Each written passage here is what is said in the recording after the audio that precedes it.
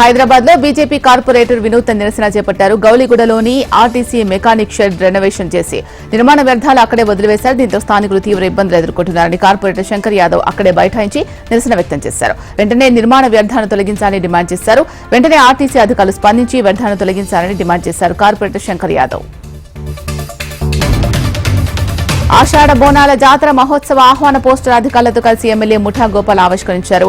బోనాల ఉత్సవాలపై కనకాల కట్టమైసమ్మ ఆలయంలో endowment GHMC police అధికారులతో ఎమ్మెల్యే రివ్యూ మీటింగ్ నిర్వహించారు. తెలంగాణ సంస్కృతి సంప్రదాయాలకు ప్రతీక బోనాల పండుగని బోనాల పండుగలు శాంతియుత వాతావరణంలో జరపాలని అధికారులను ఎమ్మెల్యే ముఠా గోపాల్ కోరారు. హ్యూమన్ రైట్స్ సంస్థ పేరుతో బ్లాక్ మెయిల్ కు పాల్పడుతూ డబ్బులు వసూలు చేస్తున్న వారిపై చర్యలు తీసుకోవాలని రియల్ ఎస్టేట్ వ్యాపారి మహేశ్వరరెడ్డి ప్రభుత్వానికి విజ్ఞప్తి చేశారు. ఈ నెల 12వ తేదీన హ్యూమన్ రైట్స్ పేరుతో ఒక సంస్థ ప్రతినిధులు మీడియా సమావేశం ఏర్పాటు చేసి తనపై తప్పుడు ప్రచారం చేశారని దుయ్యబట్టారు. తాను 400 కోట్లు సంపాదిస్తే నిరూపించాలని మహేశ్వరరెడ్డి సవాల్ విసిరారు. సెంట్రల్ బ్యాంక్ ఆఫ్ ఇండియా ఆధ్వర్యంలో కేబీఆర్ పార్కులో హరిత ధార కార్యక్రమాన్ని నిర్వహించారు. Central Bank of India zonal head Dhara Singh Naik ముఖ్య అతిథిగా విచ్చేసి మొక్కలు నాటారు.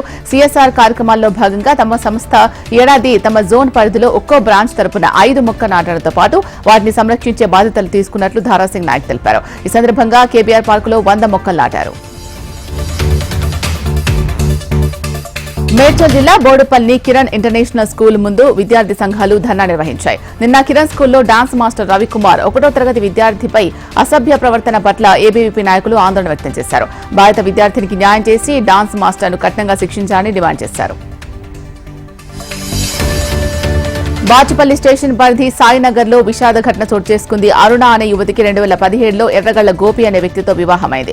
అయితే అదనపు కట్నం కోసం గోపి అరుణను తరచూ మానసికంగా వేధించేవాడు. దీంతో మనస్తాపం చెందిన అరుణ ఇంట్లో ఎవరూ లేని సమయంలో ఫ్యాన్స్ కు చున్నీతో ఉరివేసుకుని ఆత్మహత్యకు పాల్పడింది. సమాచారం అందుకున్న పోలీసులు మృతదేహాన్ని గాంధీ హాస్పిటల్కు తరలించారు. కేసు నమోదు చేసుకుని దర్యాప్తు చేస్తున్నారు.